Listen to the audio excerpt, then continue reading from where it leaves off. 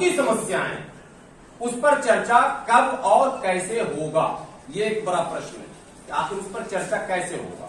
ये वक्त ही नहीं दिया जा रहा है कि लोग रोजी पर, रोटी पर, पढ़ाई पर, लिखाई पर, दवाई पर, कमाई पर, सड़क पर, बिजली पर, रोजगार पर, बाढ़ पर, सुधार पर, किसानों की समस्याओं पर और इस तरह की युवाओं की समस्याओं पर, छात्रों की समस्याओं पर कब बहस शुरू होगी। लेकिन इसमें अकेले कोई एक सिंगल पॉलिटिकल पार्टी जिम्मेदार नहीं है, बल्कि समाज का एक तबका भी जिम्मेदार है जो इन्हीं मुद्दों पर लगातार अब तक वोट करता चला आया। देश में कई वर्ग के लोग रहते हैं, कई सेक्शन है। उन वर्गों में एक वर्ग जिसे आप SC/ST कहते हैं, 80 के दशक से पहले का इतिहास ये बताता है कि पहले हमारे देश में जातीय हिंसा बहुत ज्यादा होती थी। दबंगों के द्वारा, सामंतवादियों के द्वारा एक विशेष वर्ग पर, जिन्हें आप SC/ST कहते हैं, विशेष जातियों पर सामाजिक अत्याचार होता था, जुल्म ज्यादती होती थी, उनके साथ उनकी मॉब लिंचिंग हो जाती थी, उनके महलों में आग लगा दिया जाता था, उनके बहू बेटियों के साथ इज्जत से खेला जाता था, इत्यादि इत्यादि। लेकिन इससे बड़ी बात यह थी कि वो वर्ग, उस जाति से जुड़े लोग थाना और चौकी और अदालत अगर जाते थे तो उनकी फरियाद को सुना नहीं जाता था। ऐसे में उस वर्ग के जो नेता थे वो चिंतित थे।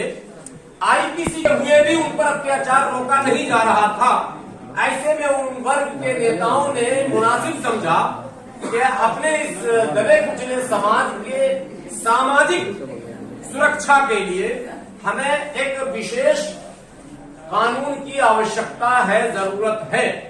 सो उस वर्ग के नेताओं की अनुशंसा पर तत्कालीन प्रधानमंत्री स्वर्गीय राजीव गांधी ने 1989 में एक विधेयक लाया। वो कानून बना जिसको आप अत्याचार निवारण अधिनियम के नाम से जानते हैं।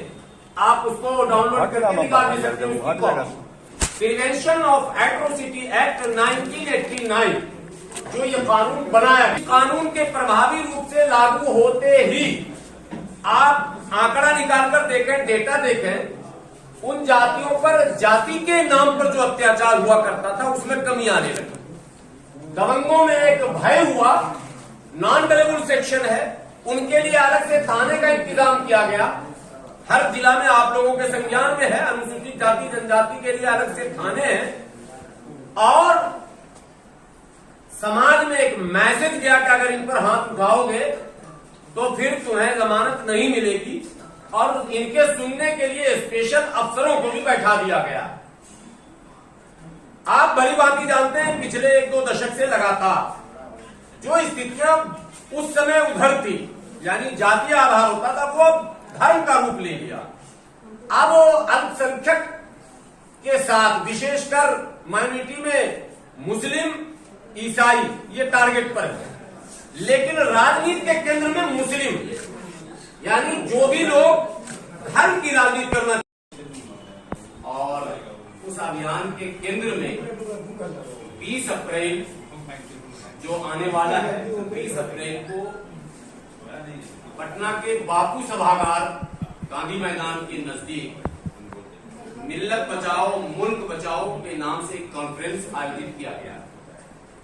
दरअसल मिल्लत बचाओ मुल्क बचाओ के नाम से जो आयोजित कॉन्फ्रेंस है, उसका उद्देश्य जो है उसको बताने के लिए आप लोगों को हमने कष्ट दिया है और आप लोगों से विनती है कि उस उद्देश्य को आम जन तक पहुंचाने की कृपा करें।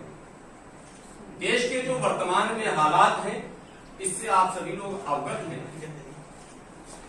तमाम पॉलिटिकल पार्टियां लगातार धार्मिक मुद्दों को प्राथमिकता के आधार पर ले रही हैं। सारे टीवी चैनलों में जितने डिबेट हो रहे हैं, अखबार में जो सुर्खियां लग रही हैं,